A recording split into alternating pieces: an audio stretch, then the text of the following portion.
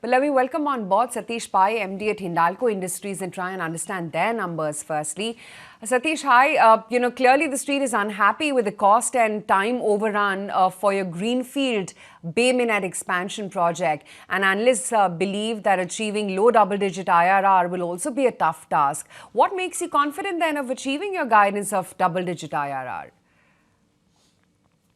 So I think that, over the last year, we have done a lot of detailed work with our EPC partner Floor, as well as various third parties. So I think that we have now done quite a lot of detailed engineering, and we are very confident that the $4.1 billion we will deliver the project at this budget rate. So really, I think there is very little chance that we will not be able to do it at this budget. We are very confident.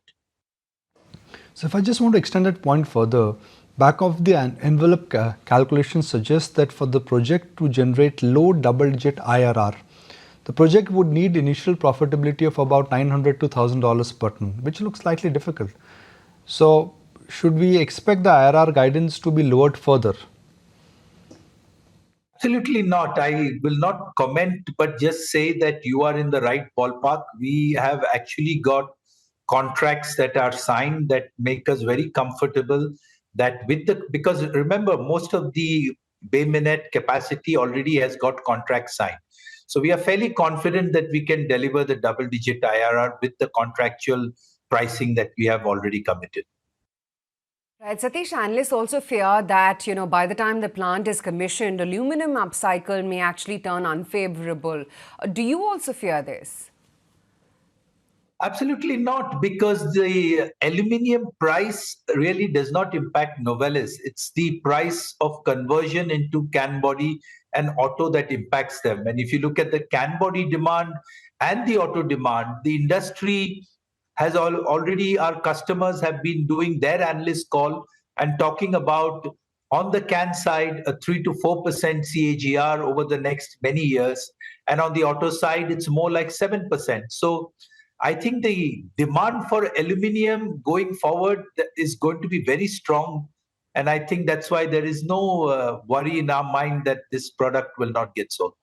So given a massive 65% cost increase for the CAPEX project, which was complete abandonment considered, if yes, then what factors the management finally concluded that they actually want to go ahead with this project? It's a good question. I think what I'll have to tell you is that this is a very strategic project for Novelis.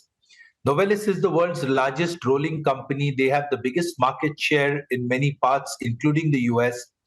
The US market today is undersupplied and is actually importing can body sheet from Asia and China. Our customers wanted us to put this capacity, and hence, to preserve our market leadership and our presence in the US, we had to do this greenfield project, which is so large, and putting up a hot mill and cold mill. So that's the first point. Strategically, and to meet our customer demands, we have to do the project. Number two, this is phase one of the project. The phase one is double-digit IRR. The phase two will be higher because the capex intensity to double from 600 KT, the capex intensity is going to be around $1,500 to $2,500 a ton. The phase one was at $6,800 per ton. So the returns profile of this project going forward is going to improve further. So which is why we think that it's very important for Novelis and Hindalco to do this project still in spite of this capex increase. Right. Satish, Novelis EBITDA per ton has come in at about $499, right? At the upper end of your guidance, and that's clearly been impressive. But you've guided now for $525 per ton for Q4 and $600 EBITDA ton over time. How soon do you expect to touch that $600 per ton mark? No, I think that, for next year, we will stick with the 525 and slightly going up. The $600 per ton will take a couple of years because many of the new contracts and pricing that we have put in place has to come in. So I think that it's fair to say in a couple of years, we'll get to 600. And next year, we are guiding at, around and above the $525 per ton. So let's now talk about India operations. Although the revenue performance was flat sequentially, margins have expanded to about 9.5, about 10% from 8.5%. How essentially or how do you think the cost trends actually have developed?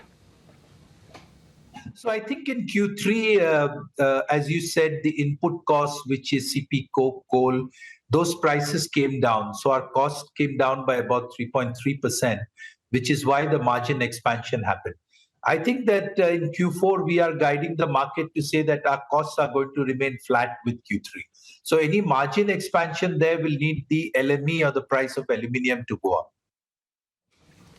Right, and consolidated net debt, that's declined 7% sequentially at the end of Q3. Now that capex cost is expected to rise over the next 3 years, how much could debt increase by, and when will you think the debt position finally peak out? So this is a tale of two stories. I think on the India side, we are actually net debt negative now. And that situation should continue for the next couple of years, and we repaid actually 4,300 odd crores this quarter, which is why the net debt in India now is actually a positive 3,300 crores. I think on the Novelis side, they are going to finish. This quarter was at 2.65. Next quarter, they'll be at 2.5 times net debt to EBITDA. And I think over the next 2 years, as the Bay Minette capex comes in, they will be more like at around 3. So that is what will happen. I think on the console basis, we'll still be well below 2 because the India side will be net debt 0. The Novelis side will probably be around 3. Right, Mr. Pai, great to have you on the show today, and I'm guessing that will bring in some clarity to investors. And let's see whether there's any recovery in the stock price or not.